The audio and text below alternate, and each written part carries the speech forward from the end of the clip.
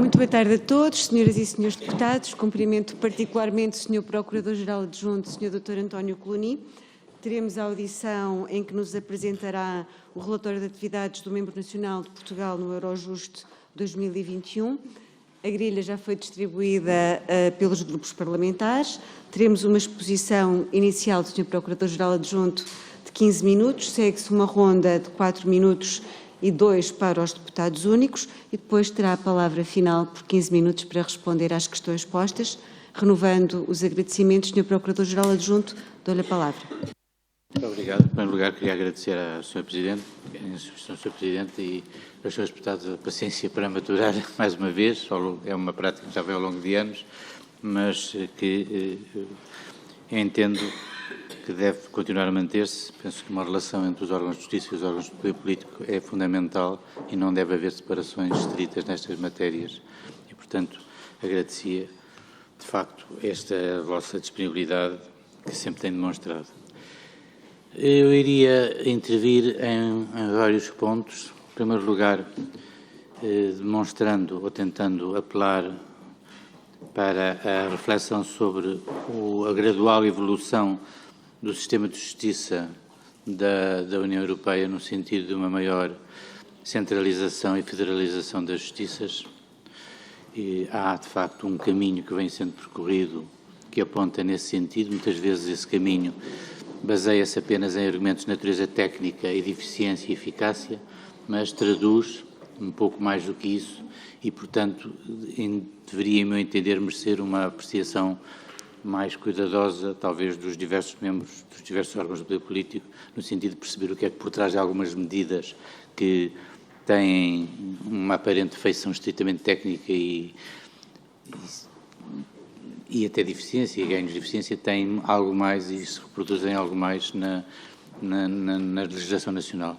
E têm repercussões imediatas na legislação nacional porque eles levam a que essas alterações, designadamente através das reformulações dos instrumentos de reconhecimento mútuo, têm implicações práticas na arquitetura e na organização das nossas leis internas, para os quais muitas vezes nós não estamos suficientemente atentos, como eu irei depois tentar explicar.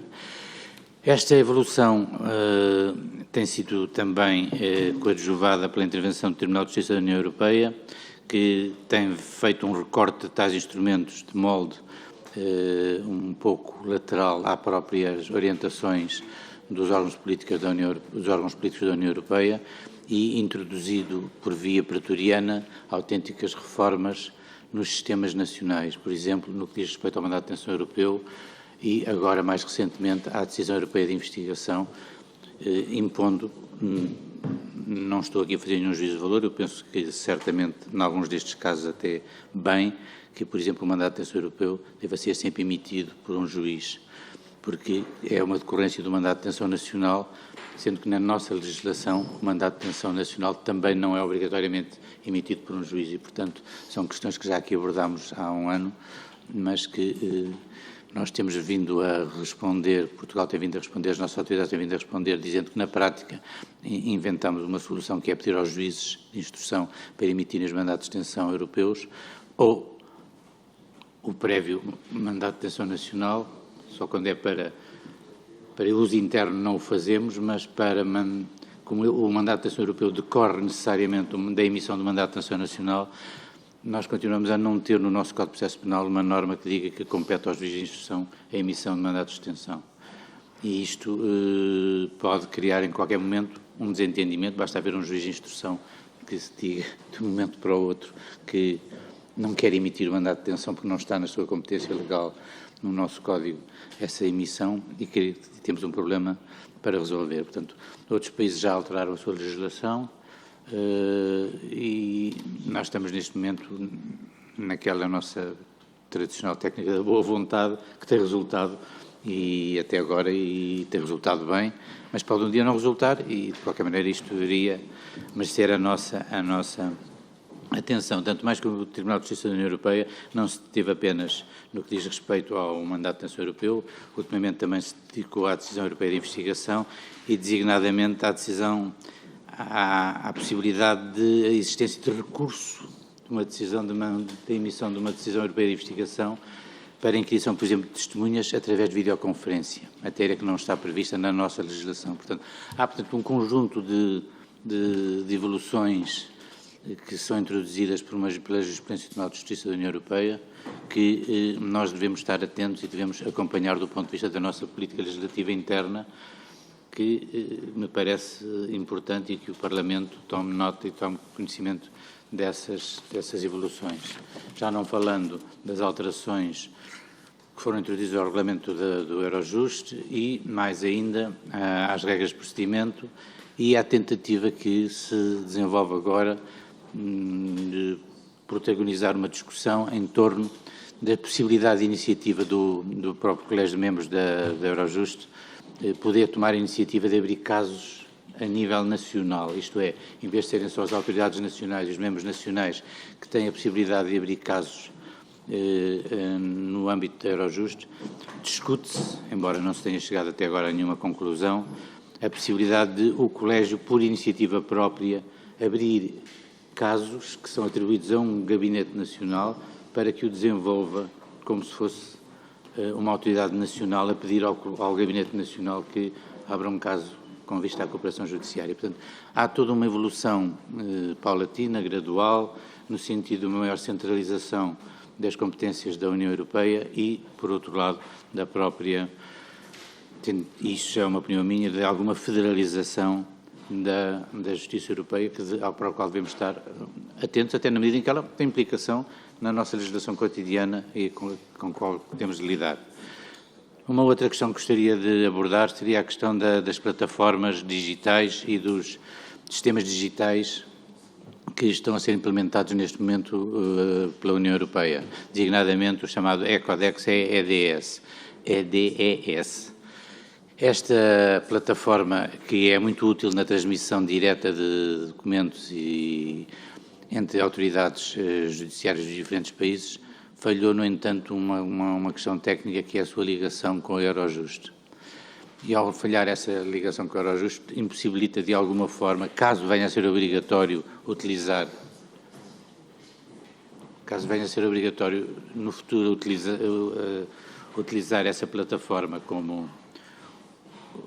para a transmissão desses documentos. Até agora ainda estamos num plano experimental, Portugal faz parte, aliás, do plano experimental e desta iniciativa pioneira, mas a verdade é que não foi pensado para envolver o Eurojust, o que significa que a Eurojust, se quiser desenvolver as suas atividades normais de organização de reuniões de coordenação para resolver problemas que têm a ver com casos que existem simultaneamente em vários países, investigações, não o pode fazer porque não está envolvida por esta plataforma, isto é, os documentos passam de país a país sem poderem passar pela Eurojust.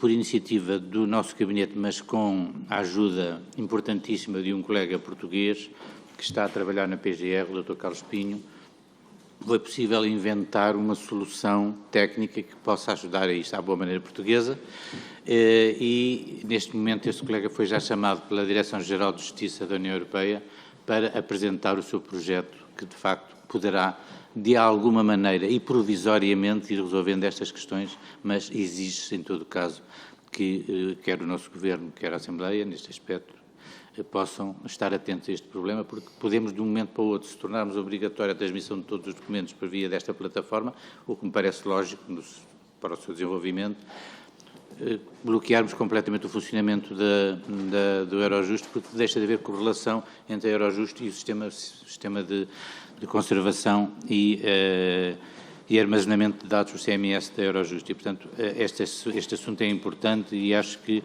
deveria merecer uma atenção especial dos órgãos de poder político portugueses, como deve merecer dos órgãos de poder político de todos os outros países, geralmente estão representados no Conselho, e na medida em que, cá está, por uma medida técnica, podemos inviabilizar o funcionamento de toda uma instituição que tem provado ser útil até agora. Digo-se a propósito disto que o Colégio de Membros da Eurojust tomou uma posição unânime sobre esta questão, que fez chegar à Comissão, fez chegar ao Parlamento Europeu e fez chegar ao Conselho no sentido de que esta questão tem mesmo que ser resolvida. E nessa sequência é que o nosso colega acabou por ser chamado à Direção Geral de Justiça da União Europeia para expor as soluções que consegue desenvolver para este período de transição até que o sistema, que ainda não está plenamente em funcionamento, seja já alterado e inclua já as outras necessidades, designadamente, por exemplo, as videoconferências necessárias às reuniões de coordenação que não estão previstas e sistemas de tradução simultânea que também não estão previstas. Portanto, há assim uns avanços rápidos a esse nível que depois não se traduzem objetivamente num aperfeiçoamento completo das plataformas, mas é necessário pôr-os cá fora porque alguém quer que saiam depressa e depois tem essas consequências. Portanto, já vos referi também em anos anteriores a necessidade de haver uma maior insistência na criação de sistemas de tradução automática do ponto de vista jurídico. Referi já aqui também a necessidade que nós todos teríamos de que, à semelhança do que acontece com a Alemanha, ter os principais códigos penais, as principais leis penais, designadamente o Código Penal e o Código de Processo Penal, traduzidos pelo menos para inglês, porque ajudaria imenso o funcionamento da cooperação judiciária internacional e evitaria que cada vez que se emite uma carta rogatória, uma decisão europeia de investigação ou qualquer outro instrumento de cooperação, seja necessário traduzir aquele artigo que nós hoje temos dezenas ou milhares de traduções dos mesmos artigos, pagos a peso de ouro e que não coincidem necessariamente uns com os outros. Portanto, se tivéssemos os códigos traduzidos, isso poderia ajudar. Os alemães têm isto traduzido para as principais línguas europeias já há bastante tempo.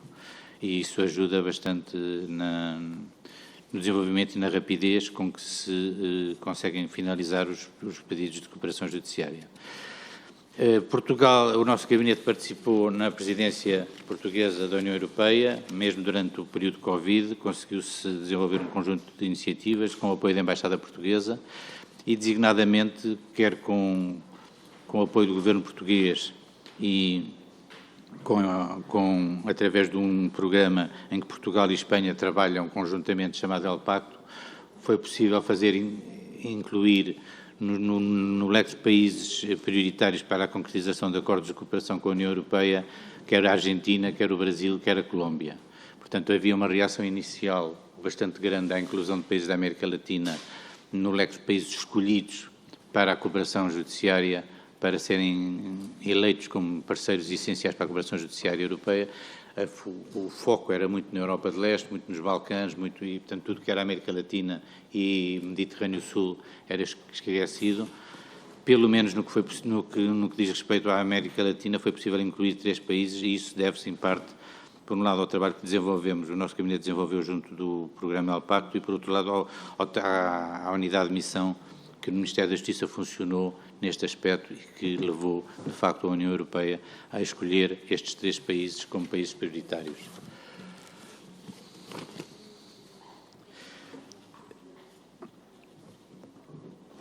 No que diz respeito à atividade do nosso gabinete, foi possível manter, durante todo o ano, sessões de formação com magistrados, juízes e do Ministério Público, mesmo em Portugal, presenciais. No relatório estão explicados quais foram os mais importantes, designadamente na Procuradoria-Geral Regional de Lisboa, na Comarca de Sintra, na Procuradoria-Geral Regional do Porto e Diabo do Porto, no Tribunal da Comarca de Lisboa e com os pontos de contacto da Rede Judiciária Europeia em Aveiro. Estes contactos foram muito importantes e continuam a ser muito importantes porque é através deles que nós vemos aumentar ciclicamente o número de pedidos de apoio à Eurojust. Portanto, por muito que os métodos digitais sejam importantes, não há nada, apesar de tudo, como uma troca de impressões com os colegas nas respectivas comarcas. Os nossos colegas do gabinete têm-se deslocado ora a um, ora a outros sítios, e isso com a presença de muitas dezenas de colegas. Na área do Norte este ano tivemos mais de 300 pessoas envolvidas em ações de formação e de contacto com uma realidade que, sendo muito antiga, ainda é na prática desconhecida de muitos colegas, até porque depois há vagas sucessivas de magistrados que vão entrando, outros abandonam aqueles lugares e muitos deles desconhecem em rigor exatamente para que é que serve e como é que funciona o Eurojust.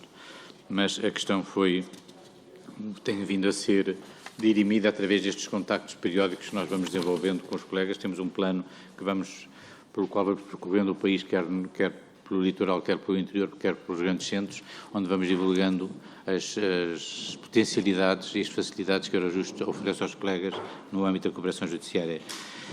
Nesta perspectiva, aliás, também foi possível criar, dadas as dificuldades que verificamos existirem, por exemplo, no que diz respeito a cartas rogatórias, o modelo que estava em vigor nos sites nacionais era absolutamente ultrapassado e não correspondia necessariamente àquilo que a lei exigia e, portanto, foi alterado. Neste momento já está no nosso site, no site do Ministério da Justiça e nos sítios, neste momento, um modelo de carta rogatória devidamente atualizado e foi criada uma ficha de contacto com o Eurojust para que os senhores funcionários possam contactar connosco. É verdade que não é competência deles fazê-lo, esse contacto com o Eurojust devia caber aos magistrados judiciais e do Ministério Público, mas também na prática nós sabemos que, designadamente no que se passa muitas vezes com os magistrados judiciais, o contacto é feito através dos senhores funcionários judiciais e é feito muitas vezes sem um conhecimento exato daquilo que estão a fazer, nem mais nem isso são obrigados, diga-se em bom da verdade, e portanto criamos uma ficha muito simples, de preenchimento muito simples, que por um lado formaliza o pedido e por outro lado torna mais simples clarificar o que é que se quer de cada pedido. Isso foi feito por um colega nosso e neste momento já está divulgado através dos sites oficiais e, portanto, as coisas esperemos que passem a correr melhor. Do ponto de vista do número de casos, quer a Eurojust, quer o nosso gabinete aumentaram bastante o número de casos, apesar da pandemia, e no relatório que foi distribuído, suponho que tem esses dados todos esclarecidos. Houve no que diz respeito a Portugal, houve um pedido de 139 casos, tinha havido 115 casos no ano anterior, e, portanto, é um aumento já bastante significativo. E no que diz respeito aos Temporary Working Files, também houve um aumento bastante significativo. É claro que temos também em conta os pedidos que nos são feitos, que também aumentaram, e, portanto, revê-se do trabalho da Eurojust que há um esforço bastante grande de utilização e de dar resposta às perguntas que são feitas, e muitas delas nem sequer são feitas pelas vias mais formais, são feitas pelas vias mais informais, o que nos permite, de alguma maneira, evitar sequer que haja necessidade de utilizar vias formais e mais demoradas, porque os gabinetes está sempre disponível, quer através da net, quer através do telefone. Os nossos números de telefone têm sido distribuídos, os nossos meios pessoais têm sido distribuídos junto dos magistrados de todo o país, para precisamente eles possam contactar-nos o mais facilmente possível. Posso-vos dizer também que este ano, em 2022, já até 30 de junho, comparativamente com o ano de 2021, já aumentámos em 50% o número de pedidos feitos pelas autoridades nacionais ao gabinete português. Isto é, a 30 de junho já houve um aumento de 50% relativamente igual ao período do ano anterior, o que significa que estes contactos que temos feito junto das comarcas têm estado a dar bastante resultado. Onde as coisas não correm tão bem é no âmbito das chamadas reuniões de coordenação. Nós mantemos um nível de reuniões de coordenação da nossa iniciativa muito pequeno. O ano passado, em 2021, tivemos apenas 2 promovidas por Portugal, tendo os nossos colegas participado em 7 da iniciativa de outros países. Centros de coordenação não tivemos em 2021 nenhum, já em 2022 participou e organizou um e participa noutro centro de coordenação. Estes centros de coordenação são aquelas ações em que no mesmo dia se tentam desenvolver iniciativas de investigação em vários países ao mesmo tempo, com diligências simultâneas e através de um sistema de comunicação interno que permite ir emitindo instrumentos de cooperação judiciária, quando necessários, a partir da própria Gabinete Eurojust, e permite que, à mesma hora, no mesmo dia, se desenvolvam buscas, se desenvolvam apreensões, mandato de extensão europeu, sem que as autoridades, termino já, sem que os elementos envolvidos em atividades criminosas tenham possibilidade de saber antecipadamente o que é que se está a passar noutro país. Depois tem no nosso relatório os grupos de trabalho em que temos participado e alguns comentários sobre a nossa relação com a Procuradoria Europeia, onde também se vão denotando algumas dificuldades, como era, aliás, previsível. Portanto, a Procuradoria Europeia avançou, mas hoje continua a haver problemas, quer que têm a ver com a forma como ela se relaciona com o Eurojust, quer ainda com a forma como os países que pertencem ao Eurojust, mas não fazem parte da Procuradoria Europeia, se relacionam, neste caso, com a Procuradoria Europeia. Este assunto deverá irá ter certamente desenvolvimentos, mas neste momento há algumas questões que não estão a correr tão bem quanto desejável. No que diz respeito à Europol, há, por assim dizer, isto estimo dizer, algum adormecimento no relacionamento entre as duas agências que seria necessário ultrapassar o mais breve possível, mas que não tem sido possível fazê-lo por motivos que eu ignoro. Terminei, suponho que não tendo abusado muito do tempo que me foi concedido. Muito obrigada, Sr. Procurador-Geral Adjunto. Nós sabemos que é uma tarefa difícil apresentar um trabalho tão vasto num tempo relativamente curto. Traz-nos notícias de um mundo que muda muito depressa. Muitos de nós estudaram Direito Penal e Processo Penal numa altura em que se achava que o poder de punir era um dos últimos redutos do Estado-nação. O futuro tem-se feito não com passinhos de gueixa, mas com passinhos de gigante. Trouxe-nos algumas preocupações que já tinha manifestado na última audição na legislatura passada, nomeadamente a competência para a emissão de mandatos de detenção, mas trouxe-nos também algumas questões novas e, portanto, é tempo de passar a palavra aos grupos parlamentares. Começamos com o grupo parlamentar do Partido Socialista e o Sr. Deputado Paulo Araújo Correia, que tem a palavra.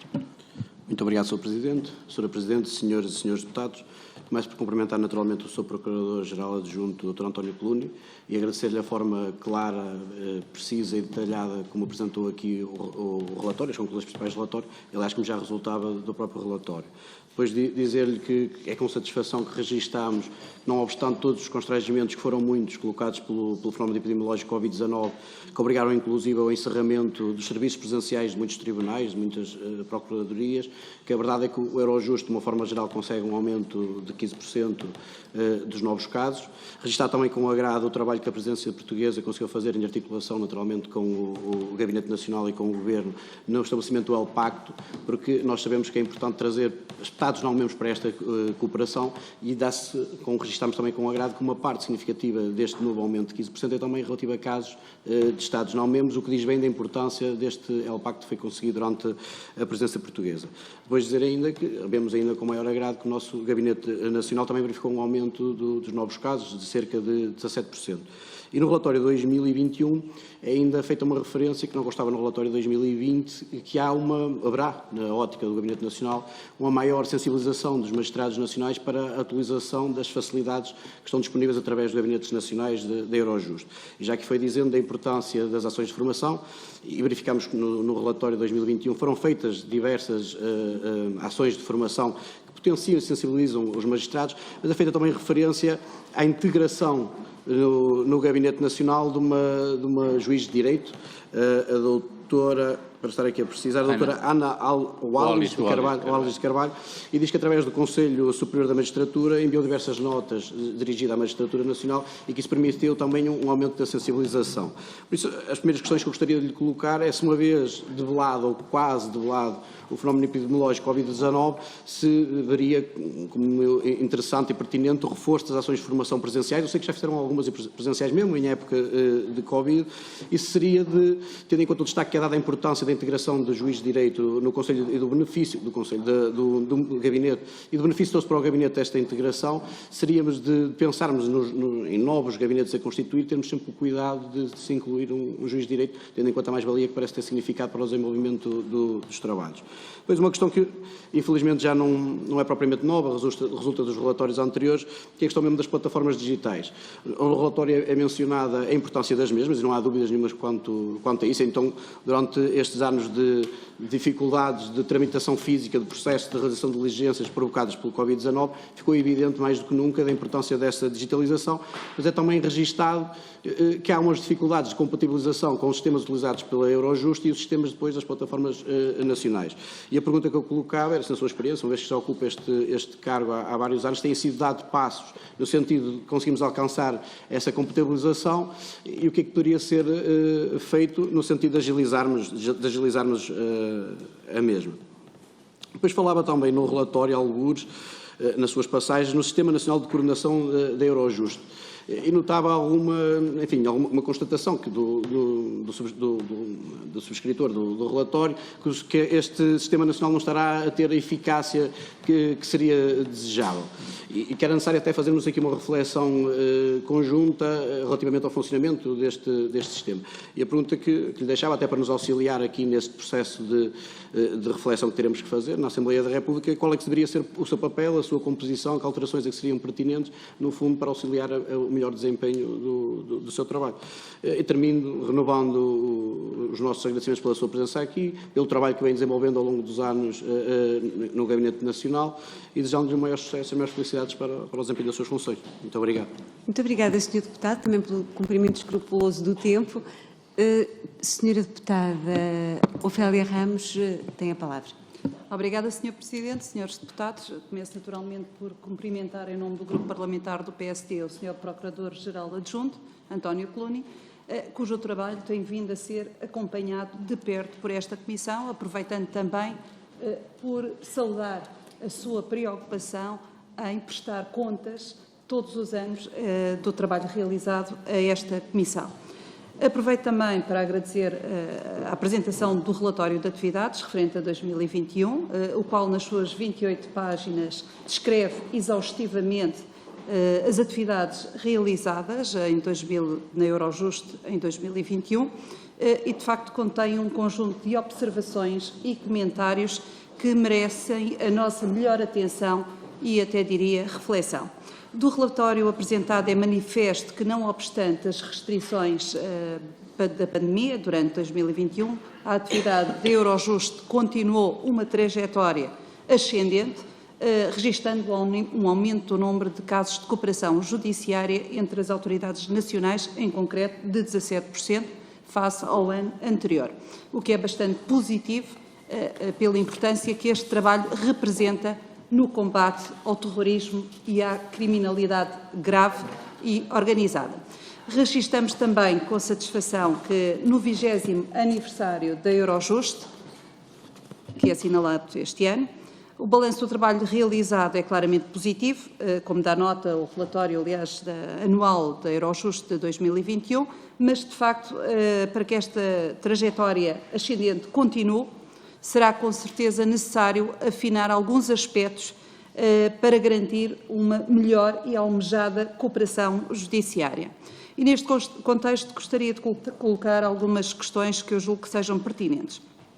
A Eurojust, de facto, dispõe de um conjunto vasto de ferramentas de cooperação judiciária de extrema importância, como é óbvio, que devem ser otimizadas. E por isso pergunto se estas ferramentas são suficientemente conhecidas pelas autoridades judiciárias e se as mesmas estão a ser adequadamente utilizadas por essas autoridades judiciárias nacionais, sabendo nós que em 2021, devido às restrições impostas pela pandemia, o gabinete português não disponibilizou, não forneceu estágios de longa duração a magistrados judiciais ou do Ministério Público. Pergunto também se, ao nível de conhecimento e de utilização destas ferramentas pelos diversos Estados, se, portanto, o nível de conhecimento pelos diversos Estados é similar ou idêntico, tendo em conta que em 2021 foram dirigidos a Estados terceiros, a pedido de Portugal, 24 pedidos, o que contrasta com os 112 novos casos em que Portugal foi o país requerido. A outro passo, com a criminalidade organizada a atuar cada vez mais à escala mundial, o que justifica o forte crescimento que as equipas de investigação conjunta registaram, pergunto que análise faz e qual é o seu entendimento e que conclusões retira do facto de Portugal participar apenas ter participado ou continuar a participar numa única equipa de investigação conjunta e de apenas, e aliás, como o Sr. Procurador referiu, apenas ter promovido 2 reuniões de coordenação, sabendo nós a importância que estas ferramentas têm na cooperação judiciária. Pergunto ainda, e aliás o Sr. Procurador já abordou esse ponto, mas eu julgo que seja realmente um ponto fraco desta cooperação e da eficácia dos meios.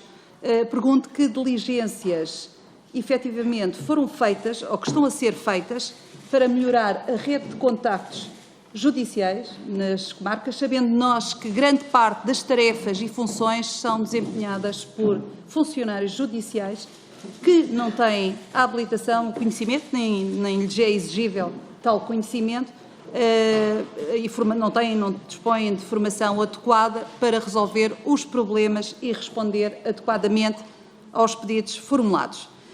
Para terminar, considerando que o futuro da cooperação judiciária passará, inevitavelmente, por uma plataforma digital que também o Sr. Procurador mencionou, Ecodex, apesar deste handicap que mencionou da falha no interface com a plataforma da Eurogest, pergunto, e portanto eu julgo que esta plataforma digital é extremamente importante para tornar a cooperação judiciária mais eficaz e célere. Tem mesmo que terminar. Pergunto, para terminar, que desafios tem a Eurogest no futuro e que papel desempenhará, sabendo nós que a competência principal da Eurogest é de coordenação e é agente facilitador da cooperação judiciária. Obrigada, Sr. Presidente.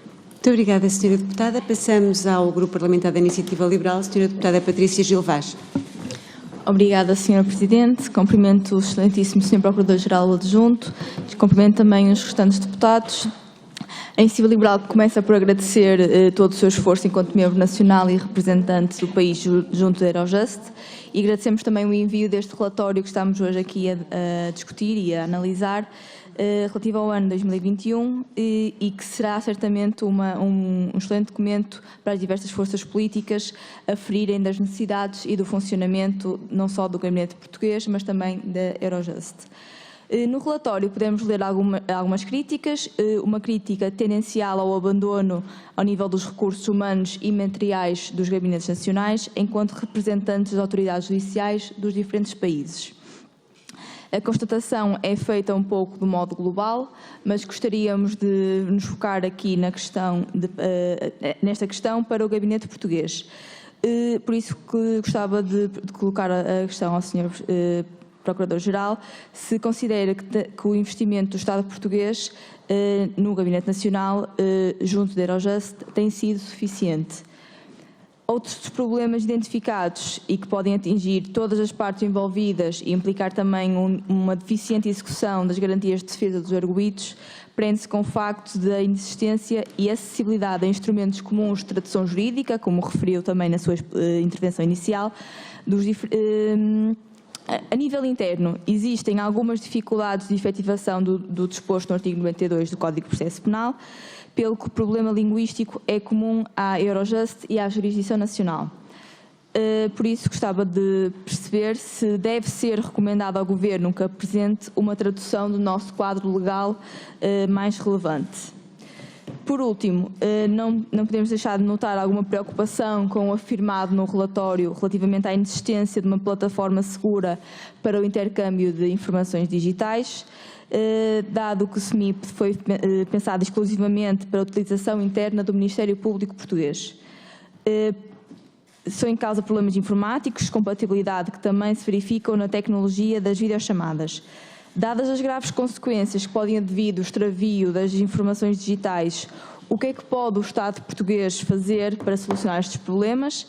Pergunto também se deve o Estado português partir por iniciativa própria para uma reforma do sistema de software e hardware informático ou se deverá esperar antes por uma implementação de uma plataforma comum a todos os países para a realização de um sistema de videoconferências mais seguro? Obrigada. Muito obrigada, Sra. Deputada. Passamos ao Grupo Parlamentar do Partido Comunista. A Sra. Deputada Alma Rivera tem a palavra. Obrigada, Sr. Presidente. Cumprimentar o Sr. Procurador António Coluni, agradecer também algumas das explanações que nos fez sobre a situação atual e, de facto, colocou-nos aqui contributos de extrema relevância, tal como o relatório que nos trouxe.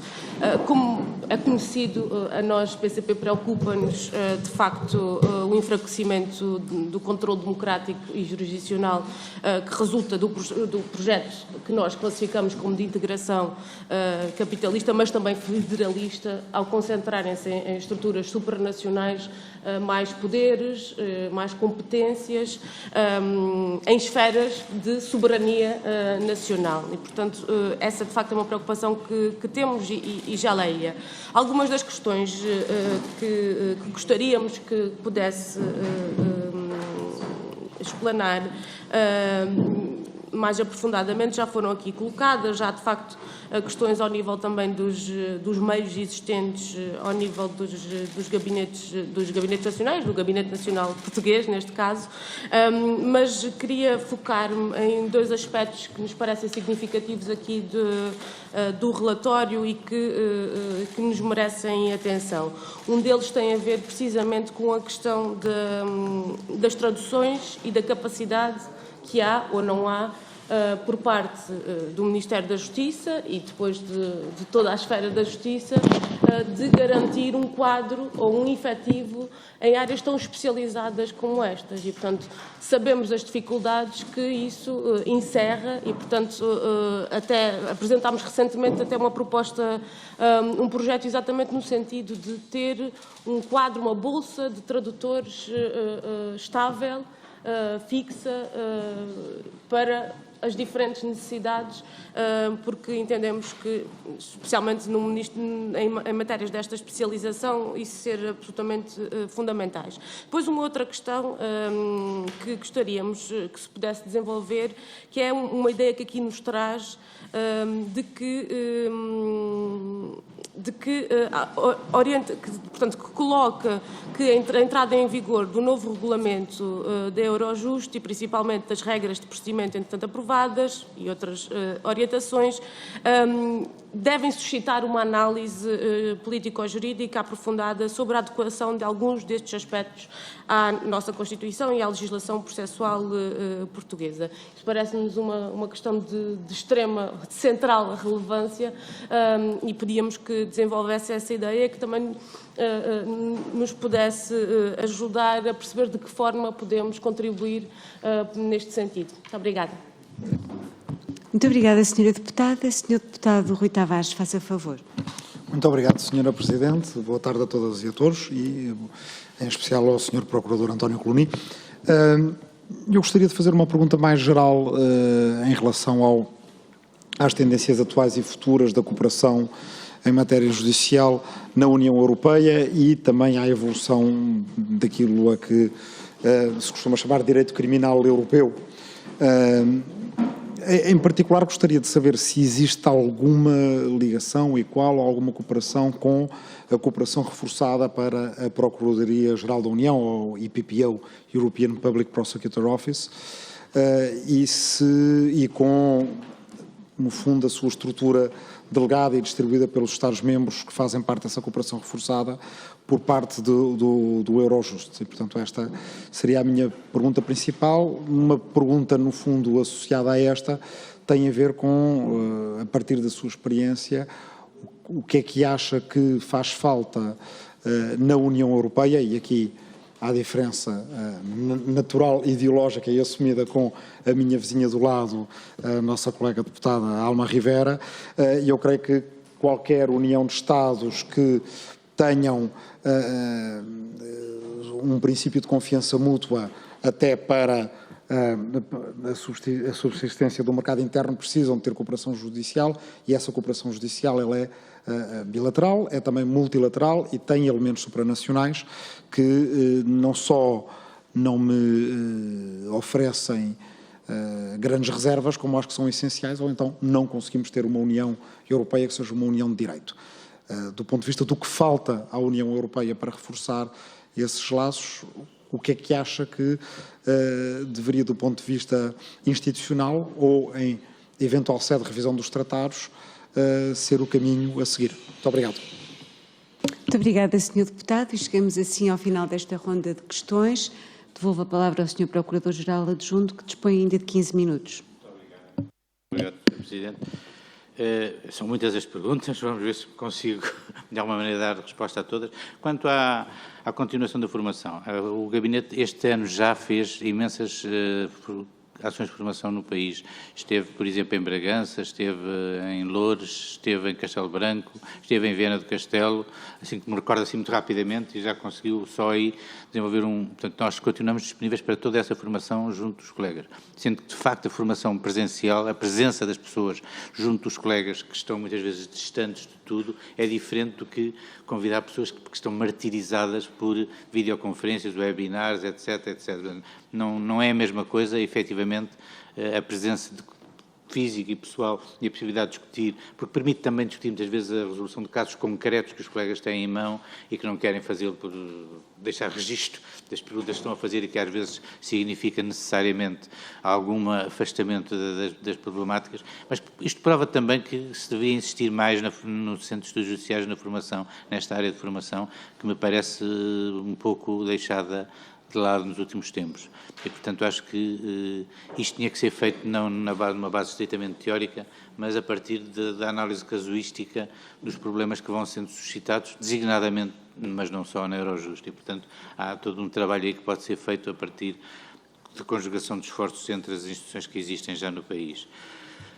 As plataformas digitais, de facto, agilizam muito a comunicação e a transferência de documentos, mas não resolvem um problema que é a resolução das interpretações jurídicas, como nós sabemos, mesmo dentro do nosso país, são sempre diferentes e complicadas por vezes, quanto mais quando elas se confrontam com sistemas jurídicos de base e de princípios tão diferentes como aqueles que coexistem na União Europeia, desde o direito continental, passando ao anglo-saxónico, ao dos países nórdicos e ao dos países de leste, que têm bases muito distintas. Basta recordar que há países onde, por exemplo, o Ministério Público era uma secção da Polícia Federal a nível europeu e não era nenhum país de leste, era a Dinamarca, não é? E, portanto, nem eram consideradas autoridades judiciárias. O Tribunal de Justiça da União Europeia veio dizer que a autoridade judiciária é um conceito de direito europeu, veio dizer que o Ministério Público deve ser independente, veio dizer que o Ministério Público só é autoridade judiciária se for independente, veio dizer que por exemplo, países que não têm um Ministério Público independente não podem participar da mesma forma que outros, e isto está a criar situações, por exemplo, complicadas na Alemanha, onde o Ministério Público efetivamente depende do Ministério da Justiça. E enquanto os franceses alteraram já a sua posição relativamente a isso, a Alemanha está ali dizendo, um pouco à nossa maneira, quando falamos do mandato de detenção europeu, que a verdade é que o Ministro da Justiça nunca deu nenhuma orientação concreta, o que parece que é verdade, mas não deixa de estar na lei que é possível. E, portanto, estão-se a criar situações difíceis na Alemanha para resolver e que correspondem também ao anseio de muitos magistrados do Ministério Público Alemão ao longo de anos. Mas, portanto, só para explicar que nós estamos a lidar com situações muito dispares. E essas situações muito dispares, isto eu penso que responde a outras perguntas que já aqui foram feitas por outros senhores deputados, não quer dizer que uns sistemas sejam bons ou outros sejam maus. São diferentes e partem de pressupostos diferentes. O caminho que estava a ser trilhado no seio da Eurojust, em meu entender, era muito importante, era que nós íamos aprendendo gradualmente, passo a passo, porque é que os outros sistemas eram diferentes, em que é que eram diferentes, em que é que eram compatíveis realmente, em que é que não eram incompatíveis. A intervenção do Tribunal de Justiça da União Europeia tem vindo a colocar marcas muito importantes neste aspecto, vem dizer, não, de facto há um reconhecimento mútuo, mas o reconhecimento mútuo assenta em critérios básicos essenciais. Por exemplo, a autoridade judiciária é uma autoridade independente, ponto. Para emitir decisões europeias de investigação, para fazer videoconferências, é necessário ou o acordo da pessoa, da testemunha que vai ser ouvida, ou a possibilidade de recurso dessa decisão.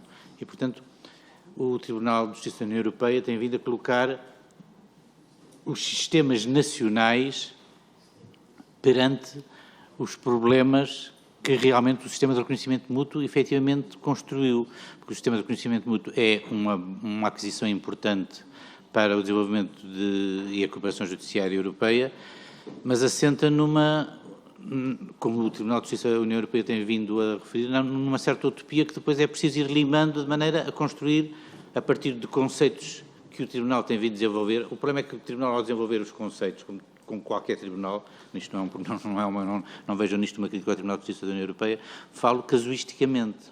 E ao fazê-lo casuisticamente, de alguma maneira destrói a unidade do sistema jurídico ou judiciário anteriormente construído por via política, quer pelo Parlamento, quer pela Comissão, quer pelo Conselho.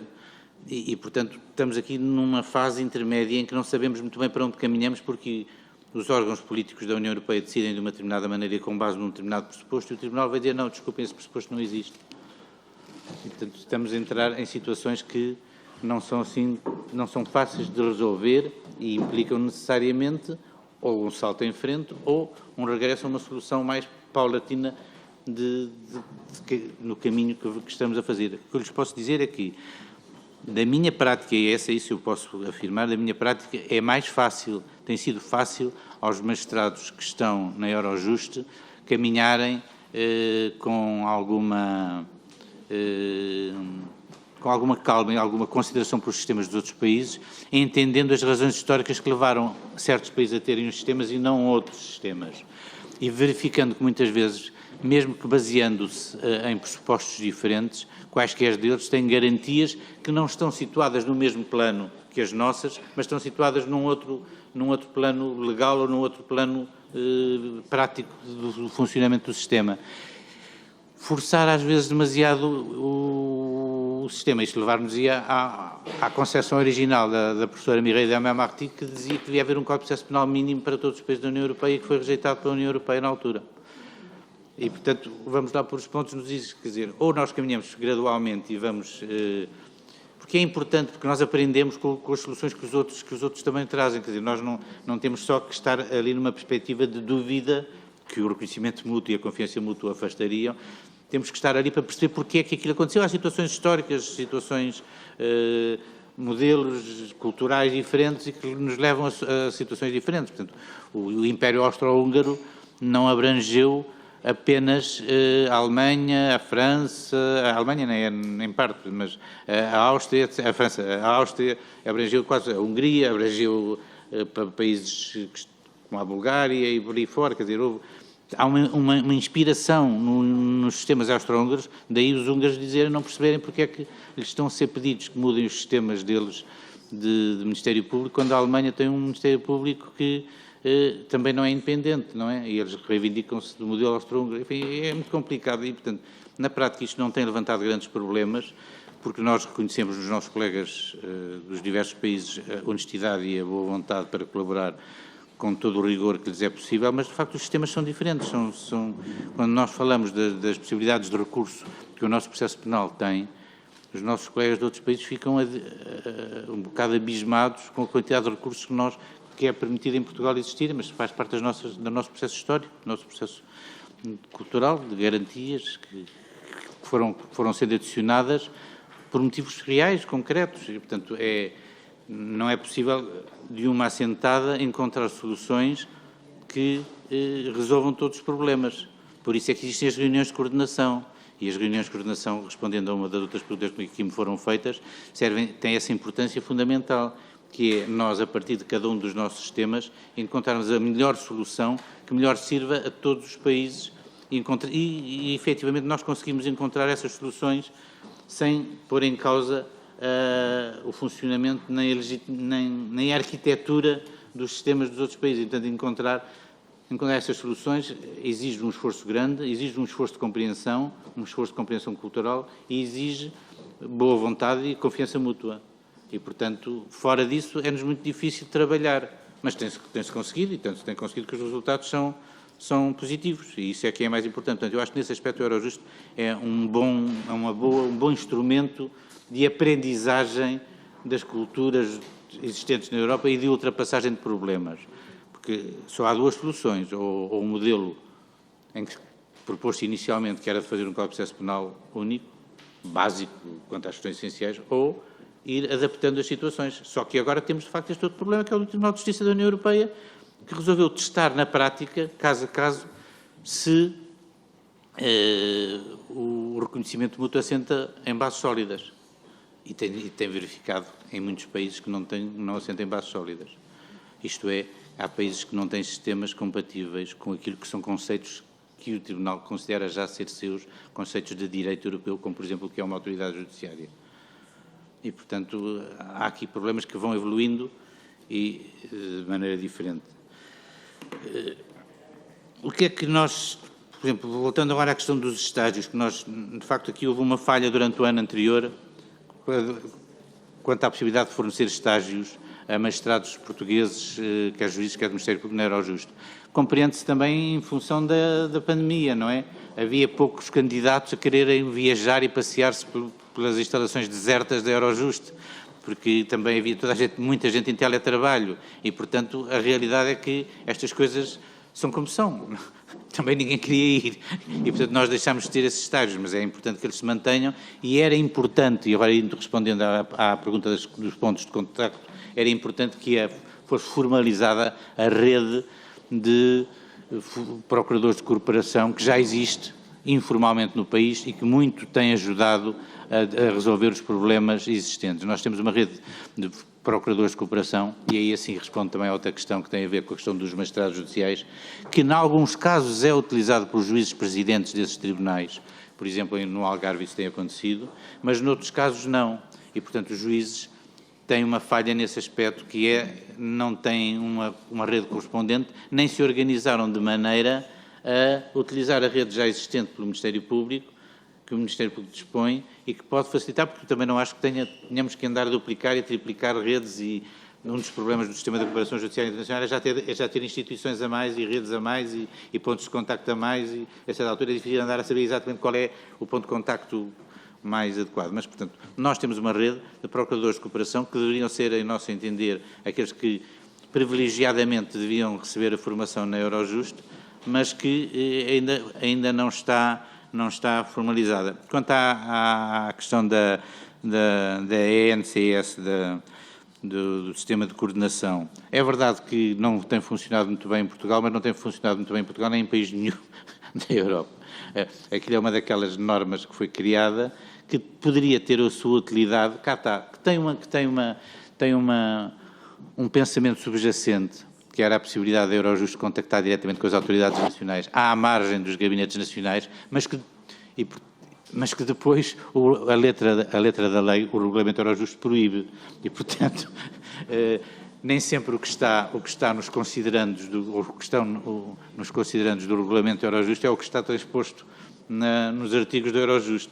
E, portanto, criamos aqui situações complicadas. Há quem ler o regulamento Eurojust verá que há muitos desejos e muitas propostas avançadas e que depois não estão traduzidas em letra de lei, nos artigos.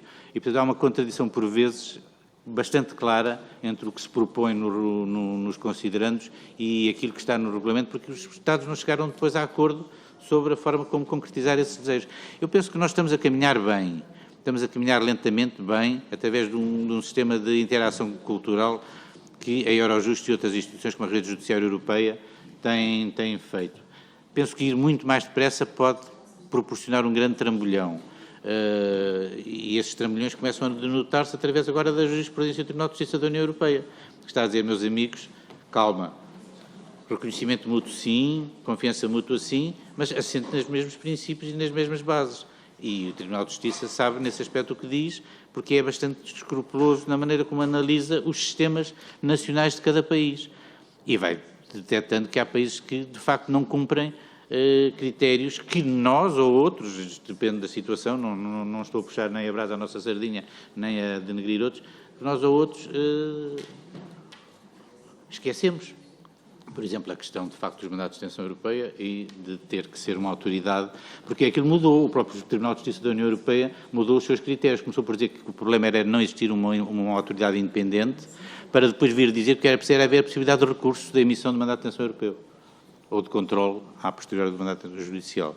E, portanto, o próprio Tribunal evoluiu num espaço de 6 ou 7 acórdãos, mudou de um critério diferenciador para outro. Só que, na prática, isto tem influência concreta que vai repercutir-se, quer queiramos, quer não, na nossa legislação interna e temos que estar atentos e saber como resolver. Quanto às traduções, é evidente que as traduções são fundamentais e o que me parece que tem que ser feito não é apenas a nível nacional. Eu acho que há muito pouco investimento da União Europeia e, designadamente, da Eurojust, num sistema de traduções, porque já há sistemas de traduções mais ou menos automáticos, relativamente fiáveis, que nos permitem até, relativamente a línguas mais raras, eu não quero agora dizer que a língua deste país ou daquele país é mais rara que a outra, mas a verdade é que umas são mais raras do que outras, a certificar se a tradução tem algum sentido, tem alguma fiabilidade. E nós já temos recebido traduções, devoluções de traduções de países, eu posso dizer, porque eles não ficaram nada ofendidos, da Finlândia, dizendo assim, meus amigos, tomem lá isto, muito obrigado, tentem lá mandar isto em inglês para ver se a gente percebe. Porque o que aqui está em finlandês não é nada, não é nada. Não é nada, isto não é nada. Portanto, perde-se dinheiro, gasta-se dinheiro e, portanto, se aquilo tivesse um sistema já mais ou menos agilizado de traduções automáticas vocacionado para a área jurídica, nós poderíamos desde logo ter controlado minimamente que fosse a qualidade da tradução. Porque nós fazemos muitas vezes, relativamente ao próprio inglês, ao francês. Eu peço desculpa por interromper, Sr. Procurador-Geral Adjunto, nós já ultrapassámos o nosso tempo. Tentei responder o mais possível às perguntas todas, não consegui, mas peço imensa desculpa. Se precisar ainda de um minuto para eu concluir. Para concluir, só pedir-lhes mais uma vez a vossa atenção a estes problemas. Acho que isto poderíamos ser e deveríamos ser uma atenção mais desenvolvida, não apenas por parte da Eurojust, mas por parte do Parlamento, porque leva a discussões muito interessantes que nós temos que enfrentar sem ter medo das consequências. Eu aproveitaria para deixar aqui à Sra. Presidente a tomada de posição do Colégio sobre as plataformas, que foi tomada ainda há cerca de uma semana. Muito obrigado. Eu agradeço muito, está encerrada esta audição, acompanharei o Sr. Procurador-Geral Adjunto e retomaremos os trabalhos o mais rapidamente possível. Penso que, entretanto, chegará ao Sr. Presidente.